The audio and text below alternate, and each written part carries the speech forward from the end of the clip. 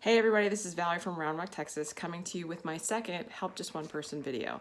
And the concept is simple. If one of my stories, and I've got a lot of them, can help just one person, then it's totally worth it. And so today's story is about, whether or not you know how to spot your blessings. And most of you know that I am one of four daughters to Tom and Margie Halley, and Tom Halley was without a doubt the most positive person I have ever had in my life. And usually at times of crisis, he would say to me, Valerie, there's nothing bad that couldn't be worse. And I respectfully disagreed with him. And the universe and God often showed me that my dad was right. So the question is can you spot the blessings?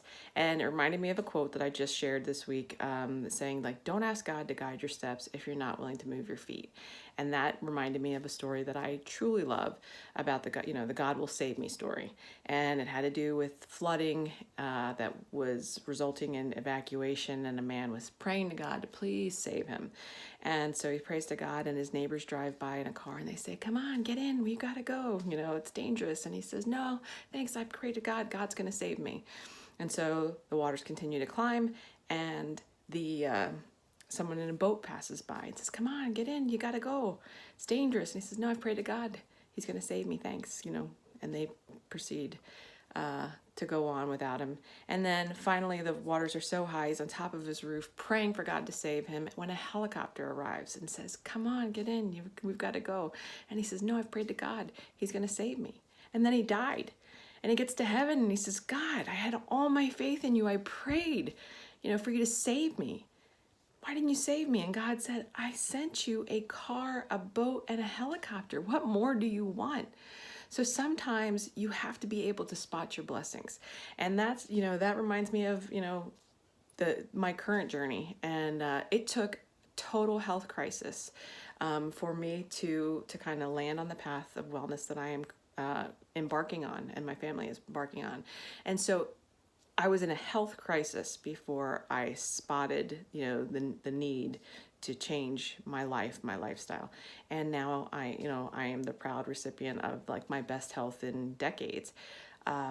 So that setback was the setup for a comeback.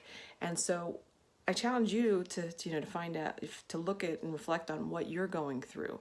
What is it that is in front of you right now that might be a blessing or a breakthrough, but is disguised as a setback? Like, are you going through a job loss? So I'm wearing my West Virginia t-shirt, and I've totally been tracking the strike, of course, and wholeheartedly support it. But so is it a strike that or a health crisis that has you reflecting on where you are in life? And is this potentially a blessing in disguise?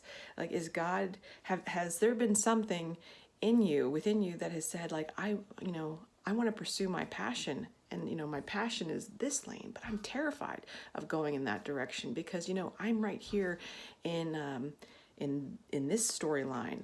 And you know what, when you have your foot firmly planted, it is impossible to walk away from, or walk forward to a situation. So you have to recognize that sometimes, God is forcing you to move, whether you're ready or not.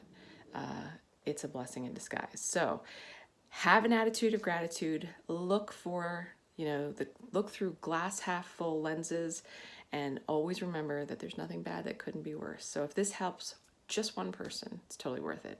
Have a great day.